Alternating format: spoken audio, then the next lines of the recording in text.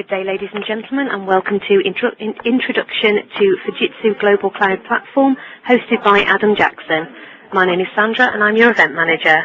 During the presentation, your lines will remain on listen only. If you require assistance at any time, please key *0 on your telephone, and a coordinator will be happy to assist you. I would like to advise all parties this conference is being recorded for replay purposes, and now I'd like to hand over to Adam. Please go ahead. Thank you very much, Sandra. Good afternoon, everyone. Thanks very much for taking the time out to join this webinar. You would have seen from the agenda that we've got just under an hour, and I want to spend probably about 5 minutes to 10 minutes just talking about why we're all interested in the cloud and why the Fujitsu Global Cloud Platform and how it is situated within the Fujitsu cloud portfolio.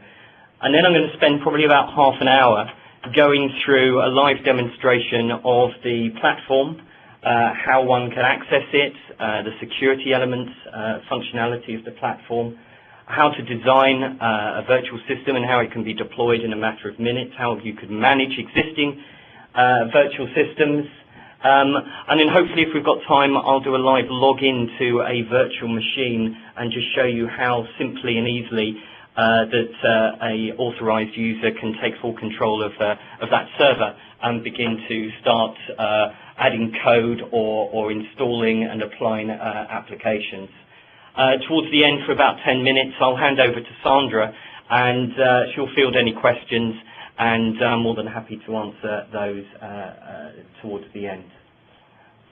So I've got a few slides here with the outline of this webinar, which has just been through. So why the cloud? Well, in today's business environment, everything is ever-changing. There are lots of pressures within organizations, and the old way of doing things from an IT perspective can be costly and take time. So to be able to adapt to this changing business landscape, to become highly competitive in this global marketplace, to be able to deal with the ever complexity of organizations, and as we can see, all of these attributes tend to drive and escalate cost. The challenges for the businesses is that one has to respond to this very fast-paced world. We've got new regulations coming in. We've got new entrants, both from adapting their business models or brand new entrants that are coming in from an internet-based world. We're seeing this all the time. And it becomes ever important to ensure that you, with your new services and adapting your business model, that time to market is as quickly and as efficiently as possible. Because it's all about trying to deliver the best value to business. It's about focusing on the core strengths and not necessarily having to worry about, you know, what IT infrastructure that we have, can we get the best utilization out of this? It's not suitable for this new service, our data center is running out of space. All these questions add to this endless complexity and needs, and you're always on, or businesses feel that they're constantly on this path of change, which from a cost perspective isn't just about procuring IT hardware or services, but the impact it has within an organization and having to retrain people. And then you are working with the harsh realities. It's very simple. You either keep delivering this value or you don't, and you're either shut down or you go bust. So these are some of the forces that are attacking the businesses and the market, the challenges that organizations face. And we hear about this wonderful thing, the cloud. How can cloud really help? We talk about some of the 4 main benefits of cloud. So rather than in the traditional world about, you know, developing new services, of having to forecast peak demand and building for that, making sure that the actual physical hardware is delivered on time, that it is delivered to the data center or the premise, that you've got the right people to put out. All of these things take time and money. And you never actually know at what point you're going to realize the benefits from that particular project. So cloud, a true cloud offering, is where you are utilizing a shared pool of resources, in which I would describe, and this is where the Fujitsu Global Cloud Platform has been built on. And rather than buying all of that infrastructure up front, is you're only paying for what you use, the utility model, a bit like, you know, we hear about the analogies of phone companies or electricity or utility companies. You plug it in, you pay for what you use, and that's it. Another key attribute of cloud in tackling some of these challenges we just talked about is its flexibility, its scalability, its agility. You know, I used the example earlier about having to build systems to reach or meet forecasted demand, but isn't it better to actually build something that meets the requirements and demand now and be able to scale up or scale out with more infrastructure, or scale in and scale down when the demand isn't necessary, and only therefore pay for what you need at that particular time? And a good example of that is the retail market. You know, why build systems that are going to meet you know, the demand over the Christmas period when, you know, 50% of the time you don't need that resource? So build and deploy what you need for your ongoing business, and then just procure what you need to meet that peak demand. And then going forwards on that, you're not having to worry about that risk of that asset. You know, you're only paying for what you use. It's a pure OPEX model. You're not having to, therefore, justify that you spent X million pounds on an IT system, but you're only using 25% utilization over the majority of the time.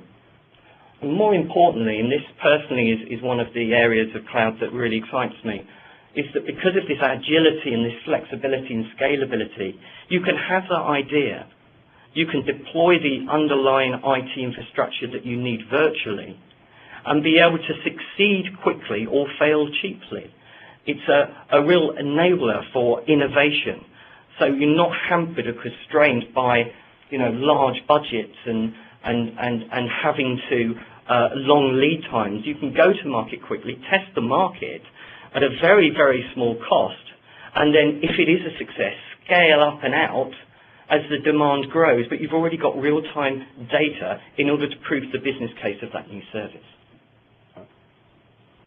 And so this is why Fujitsu is very committed to having a cloud portfolio as part of its strategy. And I'm just going to bring up this slide. It just really shows the commitment from our president, Yamamoto, that for the organization and as a hardware vendor, manufacturer, services provider, we believe very strongly that cloud isn't just going to be a fad. It is going to be the way that most organizations will consume IT. And so we've already committed over $1 billion into the Fujitsu Global Cloud Platform. And we've been developing our global cloud capability, both locally within regions in the UK, Australia, the Americas, and Germany, with local cloud offerings. But the Global Cloud Platform really steps us up. And what this enables us to be able to offer the marketplace is this standardized approach. So I will show you when we go into the demonstration, but the same infrastructure, or what we call an island, that resides within the UK data center, Tier 3 data center, is exactly the same build as you would find in the American data center, the German data center, the Singapore data center, the Australian data center, the Japanese data center, and the look and feel, the tools, the portal. It is exactly the same approach and functionality. So what that means is that we can get that economies of scale, and we can offer to our customer base in the marketplace a credible, reliable standard offering, and then coupled with the expertise that we have locally to provide more bespoke managed cloud services within regions. So most of the regions have a local cloud platform that has been designed to meet more higher demand, high compute power, differences in network or virtualization technology to be able to meet that demand. And coupled, we have a very strong hybrid cloud offering. Through the leveraging of Fujitsu's heritage in engineering and services expertise, and by deploying these platforms around the world, we can ensure that the data that resides within those platforms stays in country, therefore meeting local regulatory and compliance obligations. And this really then gives us this foundation to be able to provide to our customers and to the marketplace a foundation where they can build new applications or install off-the-shelf applications without the heavy cost with having to own that physical infrastructure, and for us as an organization to continually evolve the platform, both from an infrastructure perspective and a services perspective. So we add more templates, more application layers, more support services around that, and really becoming a true IT as a service model. And then we have an expansion where within our global cloud service portfolio of consultancy services to assist our clients on the cloud journey, to be able to understand and identify what are the opportunities now over a midterm and a long term, and help them to really get them deliver and drive the benefits from cloud technology and how it integrates into their legacy infrastructure and existing infrastructure. So we had this vision, and we in the UK have had a cloud service from 2009 where we developed our first local cloud platform. And as you can see, we've steadily developed the global cloud platform. We've rolled that out across all 6 regions. We've announced our strategic alliance with Microsoft on their Azure platform, being able to deliver a local Azure platform which fits on top of the regional local global cloud platform to offer data residency in country. That's now being rolled out in Japan and will be rolled out across the other regions shortly. We have a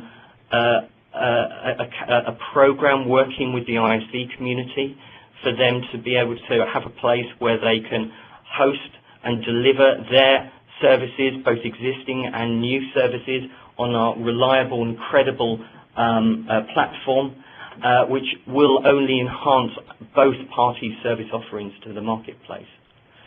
And one other thing is the infrastructure is continually evolving as well as we provide more compute power, more storage, and other services. So I mentioned briefly the 6 regions here in white, and here we can also see our data center footprint across the world. And we are currently building a global WAN that will connect all of those platforms together, which means for our users that they can design and deploy a virtual system within the UK portal and replicate that to any of the other geographical regions at a click of a button. Or they could use that for geographical disaster recovery. So the global cloud platform, graphically, we talk about cloud, a true cloud offering, pay-as-you-go, internet-based. It has to, a self-service, but there is a resource pool.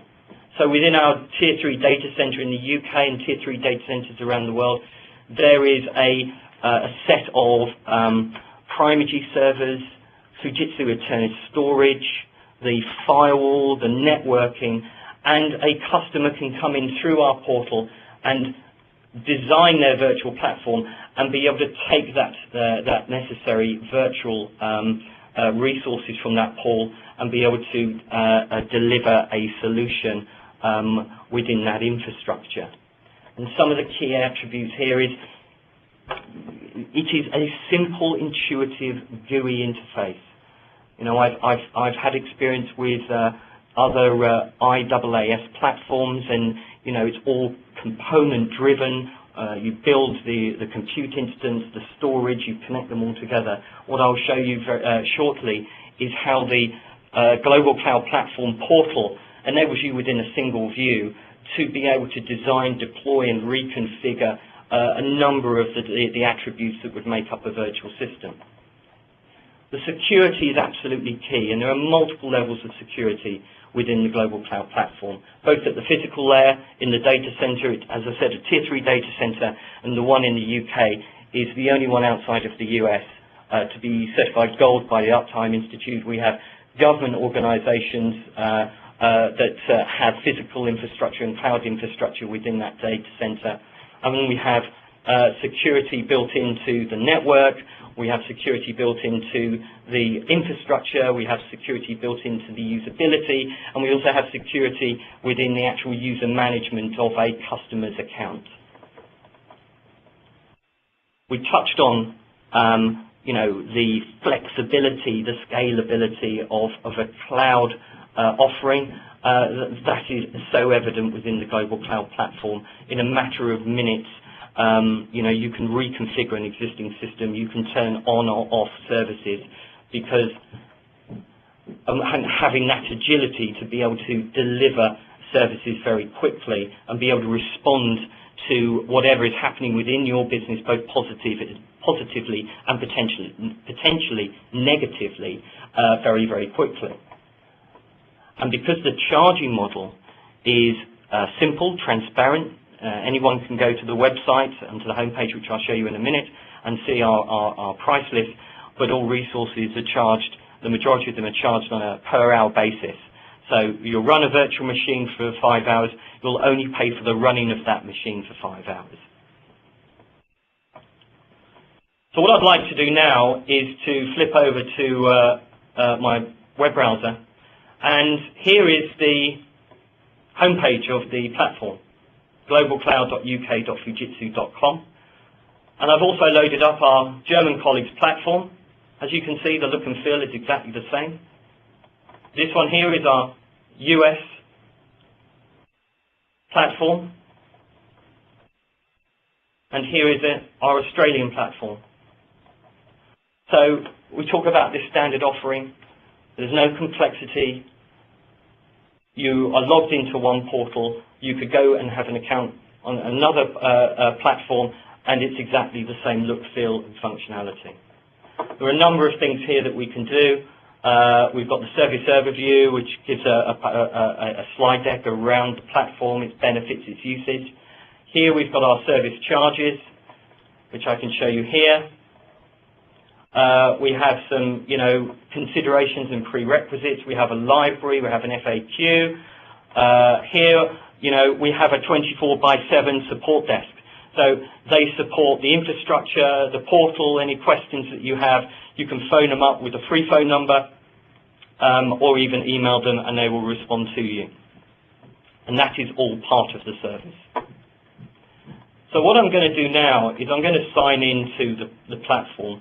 And what I want you to note here is that I've already registered an account. And registering an account is very simple. You can sign up. One thing to note is that this is not a consumer cloud offering, cloud platform. We do restrict this to registered companies, charities, government organizations, in order to create a trusted community cloud. We do not offer credit card billing. That way we can give the assurance that the users within our platform are using it for bona fide reasons and uses, rather than perhaps some of the other more public consumer clouds where we've read in the press that they have been exploited by hackers or other organizations to use the infrastructure to launch attacks. So this is very much a platform designed for business, designed for the enterprise market, and is restricted to that. And if an organisation wishes to become a member and is not a registered company, we're working with a number of incubators and startups. We will obviously work with them, but the point here is that we want to make sure that the members of the platform are using it for the right reasons, because that again safeguards the services for the rest of our users as well. Once you are registered, you'll log in with the username and password that you've created, but the first time you've done that, it will then ask you to issue you a encrypted certificate. And then once that's done, it is the only way you can access the platform. You can revoke the certificate if you feel that someone has taken a copy, so you have full control, but we get away from a username and password, so a two-factor authentication process. So I'm going to choose the certificate for this particular account, and I'm straight in here. And a couple of things to note, and we will come back to a few of these. User management. We have an account that has been created by the person in the organisation that is going to be rolling this service out. It is flexible enough to be able to offer this out to a variety of users. And the great thing here is that you have the flexibility and the freedom to be able to offer these services out to your team.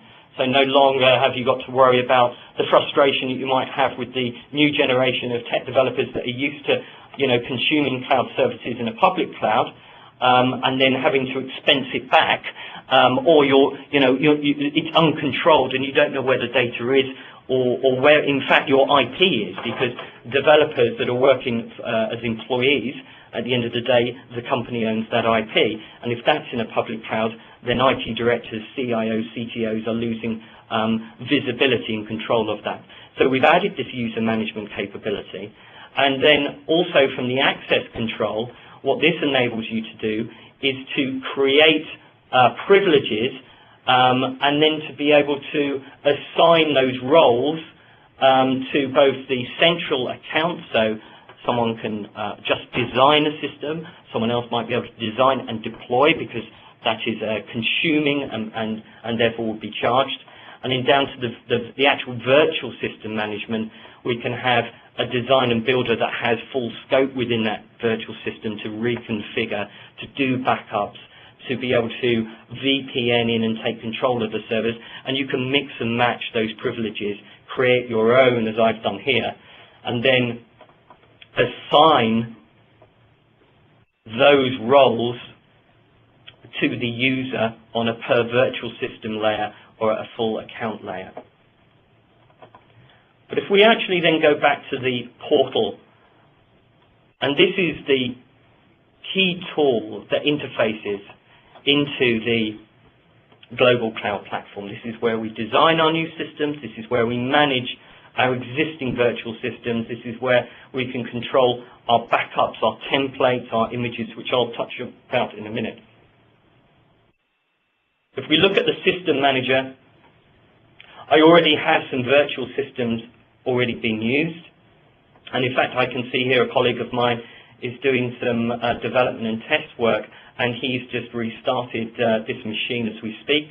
I can see graphically here that what virtual machines are on, which are off, whether it has any attached disk storage. We have a load balancer here. I can also see the network connectivity, which we'll come to in a minute.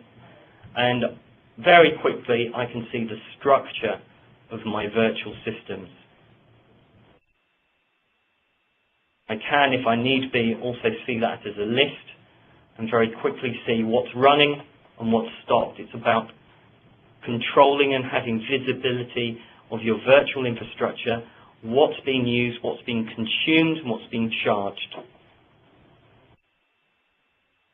But what I want to do now is go into the Design Studio.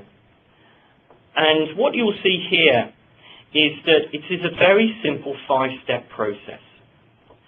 And everything is template driven.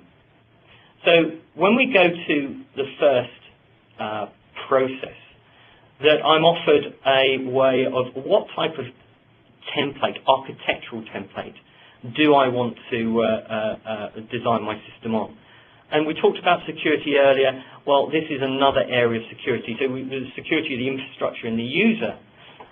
But here, we offer you the security within your own virtual system. We can have a simple one tier where virtual machines just sit within a internet-facing zone. A two tier where we might have our web servers in our DMZ, but our application services or our data in a secure zone, so that only internet traffic can communicate here and not here. The only thing that can communicate with virtual resources in a secure zone is those within the top layer. We can also create our own templates. So I could create a proof of concept, a new application service, template it, and very quickly from the design studio, check the user template I want and deploy that rapidly. But for this particular exercise, I'm going to choose the highest security layer, the three-tier skeleton, and click Next. I'm going to give it a name. And here I get to choose what type of connectivity I want to allow this virtual system to have. I could have nothing, and it would be locked down. The only access I have is through creating the SSL VPN connection from a user's client PC to the virtual system and running and controlling my virtual resources that way. Most services would probably have some form of internet connectivity. And the intranet connectivity enables you to communicate with other virtual systems within your account. So if you've got one application service that's doing one job, but you might rely on data that resides on another virtual system, but you need to segregate them from a security perspective, by using the intranet connectivity, you can have that security and that control and have that data flow between the virtual resources in one virtual system to another. Additionally, the intranet connectivity enables an organization to communicate with physical infrastructure or infrastructure that resides in other data centers.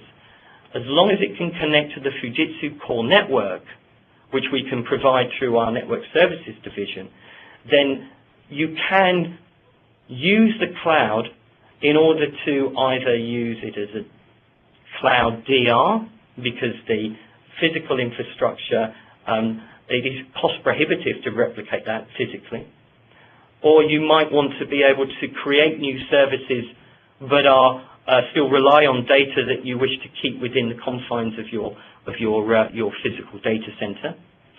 Or you might want to be able to use the cloud for bursting, so exploiting the flexibility and the scalability of cloud to be able to add additional compute or storage for existing services that reside within a data center physically and communicate with the cloud. I'm just going to use the internet connection here. And here we have our template. So I have my DMZ, my Secure 1, and Secure 2. Every single virtual system that is created will always have a firewall attached to it. And when that virtual system is deployed, the firewall runs immediately and blocks all traffic. And I will briefly show you how you can configure that firewall in order to open the necessary ports open, so you have full control of that. I want to be able to have a global public IP address that we can provide. You can have up to 10 global IP addresses per virtual system. And here on the right-hand side, I have my templates. So we have a variety of different operating system templates. Windows, we have a CentOS Linux template. Red Hat is coming on stream in the coming months. And also we have some SQL Server templates and IIS templates. We will be providing further templates both from an operating system layer and also an application layer, so that are open to all of our clients and customers, and you can add that into your virtual system without having to worry about having to install the application on top of the operating system. Additionally, if you've created a virtual machine and you have installed your own application, you can take an image of that and store that image, and then that would also come in to the user image area. And here is one I prepared earlier, which is a simple Windows 2003 server where I've installed Sugar CRM, an open source CRM application. By dragging that in and loading that up, I can then log in and configure that, and it's already got the application pre-built. But what I'm going to do is I'm going to put in some servers, and it's very, very simple. I choose what operating system I want, I click, and I drag it into the zone. I give it a name. I can then choose the compute power. So our economy, we have a 1 gigahertz CPU to going up to a high performance 4 gigahertz CPU with 15 gigs of RAM. Now, within cloud architecture, I don't have to worry about space and power. I don't have to worry about having a small blade server that's capable of running multiple applications and multiple workloads, because space and power cost money. I just pick multiple machines to do some single workloads. I can have another one here, and I might want to make that standard. And what hopefully you can see here is the design tool actually calculates how much this virtual system would cost if you were to run it 24/7 in a 31-day month. So the worst case scenario, but the whole point with cloud is you run your core infrastructure 24/7, and then you can add resources and only start and stop them when you need them, and then only get charged. So this is the worst case scenario. I'm going to put in here a SQL server here, and I'm going to put some disk space in, and I can go up to from 10 gigs up to a terabyte and have up to 14 disks allocated to a single virtual machine. And actually I'm going to put a load balancer in here for maintenance, and also to assist with the traffic load across these web servers. And I can then put in some more servers if I want to put in a flat data storage in my secure zone here, there, so that the internet traffic can only talk to the web servers can talk to that database, and if the database needs to call off data that's held in here, it can, to provide that service. I click Next, and I get a full breakdown of the costs. So the unit price, we've worked out again, 744 hours in a month, but this charge would be dependent on how many hours you're running, how much data is stored, how much network traffic that you might use within that period. And you can see here that I'm charged by the gig or by the hour, and for the licenses I'm charged by the month. I can output that as a PDF. I can also output that as a CSV file, or I can save that estimate and then come back when I want to deploy it. I click Next. I agree to the terms and conditions. I click Final Confirmation, and then the portal sends that instruction to the platform to build that virtual system, utilizing the compute power, the servers, the CPU, the storage that resides within our data center. I'm just going to wait a few seconds for that. And here I can click on my system, and I can see this now being deployed. Now, I'm just going to go over to one I prepared earlier. It's a simple, a similar layout. It's only 2-tier. But what I want to be able to show you here is how easy it is to reconfigure. So suddenly I realized that I need some additional server. So I can just add one in here. Or I might want to add in some more disk over to here. And then I can click Next. It shows me my breakdown and highlights my additional elements. Again, agree, press final confirmation.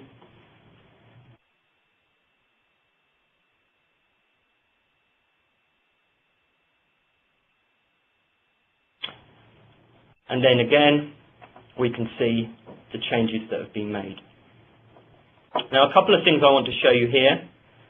So we've got this global IP address, 62.60.19.231, 62.60.19.231, and we can see that web page being served. This isn't the lag here is on my corporate network, not necessarily on the internet, and we will therefore see a web page coming up very shortly. But you will see here that I've configured this firewall to open all the necessary rules. So I simply go, I want internet traffic in to the web servers in the DMZ, and I can add my rule. I give it a ID. I can specify a particular and specify a particular IP address or fully qualified domain name if I only want to accept traffic from a particular machine or on a particular port. I can specify where it's going to go to, so the public IP address, and I can create some logs. And I would just go through that so you can see here that these are all the rules that I've set up. Another important point is that within the data center, we have some shared services. So we have our own DNS server, our own time protocol server, our own update server, both for Linux, the Yum server, and the Windows WSUS server. When our Red Hat comes on board, we'll have the update server for that. And what this means is you do not have to go out to the public internet in order to get your updates. You can confine your traffic for those types of updates within the island. And there's our homepage here. And what I can do is log into that machine. So what I want to be able to do is take a note of that private IP address. So when you log in for the first time, the system will ask you what range of IP addresses you want to use, so you don't get any IP overlap when you log in or you're connecting your physical infrastructure with your virtual infrastructure. And then once that class range has been defined, the system automatically allocates private IP addresses within that range. So I'm using a range of 172.16, and you'll see here that this layer is the .8, and this layer is the .9 for those technical people on the call. If I want to now take control, I click on this button, the VPN connection, and it asks me what zone I want to communicate with. So again, security, it's not going to let me into the whole system or to the whole account. It is targeting the individual zone. So I'm going to click connect. And the first time you do this, it will install the SSL VPN client. And as I'm through a proxy server, it will probably ask me for my details. But the system will now ask me what certificates I want. It will ask me twice and then the password that I originally did. So we've got 3 steps of authentication even before we're allowed to have control of our virtual machines.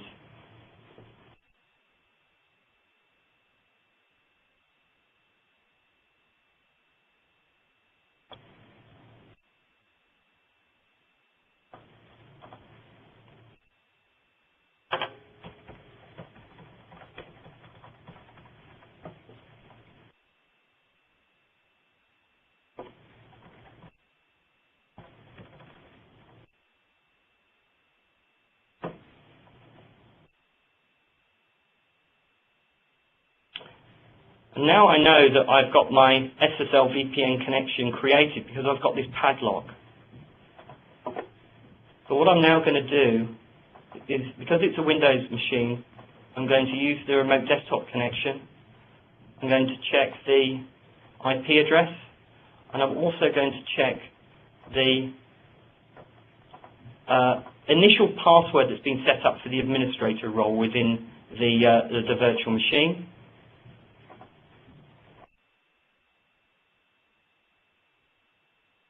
And here I am logging into that Windows system.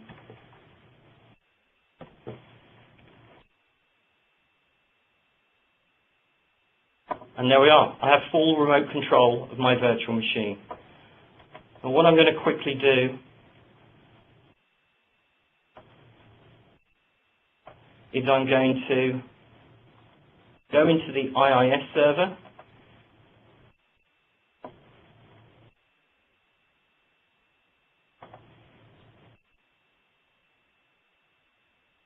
Here, and I'm going to change that file.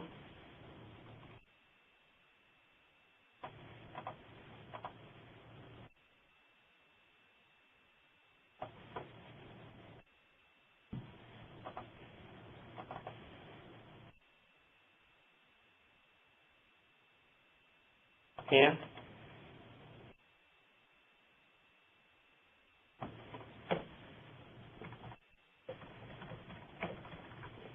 I'm going to save that. I'm going to restart or refresh my IIS server. I'm then going to come into my web browser, and then I'm going to show you the changes that have been made. So we talk about agility of change by scaling up and scaling out of resources, but actually the services that reside within that virtual machine can be changed immediately as well. And another note to make is, because this is internet-based, I'm using a web browser with the Fujitsu Stylistic Q550. I successfully showed an event yesterday of being able to show exactly this demo on a tablet through 3G connection. So with the portability of that type of device, with the power of the computing, you've got total control anytime, anywhere. And now lastly, I just want to show you a couple of other things. So here I could bring this down and take an image, which, as I said, I could then have a snapshot of that and then be able to use that for further designs or reconfiguration. The template manager, where I can actually take a snapshot of this template and redeploy it. And here I can also take a backup of that system as well, and be able to restore from that. And one last thing on the actual portal that I wanted to show you is about visibility. So we talk about the control that you have through the tool and the control you have over your users and what they can do, but cost, one of the driving aspects of adopting cloud is about controlling costs. And so here, within the actual portal, we will show you from the first day of the month up until midnight the previous day, your running costs broken down by component. So you can quickly see how much you're consuming on a daily basis. And if need be, we can go into our individual virtual systems and see what they've consumed here as well. So if there is a system that should have been shut up, a dev and test that's been running 24 hours a day for the last 3 weeks but really shouldn't, then you will have that visibility and be able to make the decision on whether that needs to be shut down or not. And under total service charges, what we can see here is we've got a breakdown of all of the accounts that have been created. Here, as you can see, many, and I can go here and I can see all of the costs historically. Now, I'm going to hand back to Sandra now and field any questions. Thank you. Thank you, Adam. Ladies and gentlemen, your question and answer session will now begin. If you wish to ask a question, simply key *1 on your telephone. If you then decide to withdraw that question, simply key *2. All questions will be answered in order received, and you'll be advised when to ask your question. All other lines will remain on listen only. Alternatively, you may submit a question on the web by typing your question in the question and answer section on your screen, then clicking on the Ask button. Just to remind you, ladies and gentlemen, if you do wish to ask an audio question, simply key *1 on your telephone.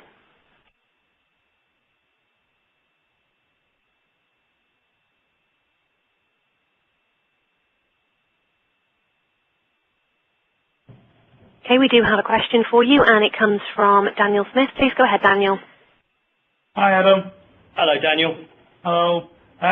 We had a meeting today that we discussed over the phone. One of the questions that came out was, they have quite a heavy SQL database that exists on a single physical server. Mm-hmm. If they put that into the cloud, there is obviously restrictions on the high performance and restriction on the memory. That's right. How do we get over that? Well, as I sort of said earlier, that being a standard cloud platform, we do have the functionality that exists today, and in our development roadmap, we will be improving the compute power and other elements. But this is only one part of the cloud portfolio that Fujitsu offers. So, where we look at the local cloud platform within the UK, and I know that there are other regions that have their local cloud platforms, if the capabilities of the global cloud platform don't necessarily meet the requirements that are required, the local cloud platform might be a better option. And what we are working with clients at the moment is rather than saying, well, this is my solution, do I need to put everything on the local cloud platform and not use the global cloud platform? We say no, because we have the capability to integrate systems on the local cloud platform with resources that might be on the global cloud platform and be able to create a hybrid cloud that way. Right. So what I would suggest is that we would look at the spec and really go back to the client and be able to work out, well, within the solution, what is the absolute requirement you want, and be able to work on the technology that meets that requirement. More than happy to have a chat with you about that after this session. Okay. Fine. Thank you. Thank you for your question. We have no more audio questions, but we have some on the web for you. The first one says, I may have missed this, but how do we deploy EM and AV? So those types of stacks are not currently within the templates, but because we're providing the virtual machine at the operating system level, you can install those via data transference from a client PC over the SSL VPN connection, or if it is a standard AV offering or EM offering, that you could use having an internet-enabled virtual machine and then being able to download the install file onto that virtual machine and then installing it that way. But again, more and more templates, not just from an operating system level, but an application level and a service level will be coming on stream, AV being one, backup is another form of backup is another. We are committed to this platform and we'll be rolling out more and more services. Thank you. We have another question on the web for you. It says, Adam, what use case would you consider GCP? What user case? So, a very interesting question. So what we're finding is that the global cloud platform is brilliant for things like the traditional dev and test that people always talk about when we talk about cloud, proof of concept, new services, thinking more about the ability to create new applications and services on the cloud, or being able to transfer non-mission critical services, web pages. We've been talking to a client, well, my American colleagues have been talking to a global organization which is looking at using GCP for controlling brand guidelines and brand images. So you use the global cloud platform to have that as a repository and be able to then have your local offices be able to pull that through. We're talking to organizations about SharePoint deployments, where you haven't got the sort of really big beefy Oracle databases or SAP instances. That is better suited to a much more managed service because, as my colleague Dan mentioned earlier, the requirements are slightly higher than we can provide. But it has a great place for that agility, for being able to just be able to deploy services that extend web services or the ability to have that cost control around a dev and test or proof of concept model. Thank you. We have another question on the web for you. It says, "Hi Adam, you touched briefly on the plans to link the regional islands via the WAN. What is the timescale for this? Also, does this, if I run an island in CEMEA, I interconnect an application running in the Asia SOP? Thanks, John." That is the goal, absolutely. The timescales that we've been given is that the network guys are currently have done the design. They are now looking at the implementation roadmap. I believe that we are looking at sometime mid next year, if not earlier. And then the next stage of that is the portal interface and the integration.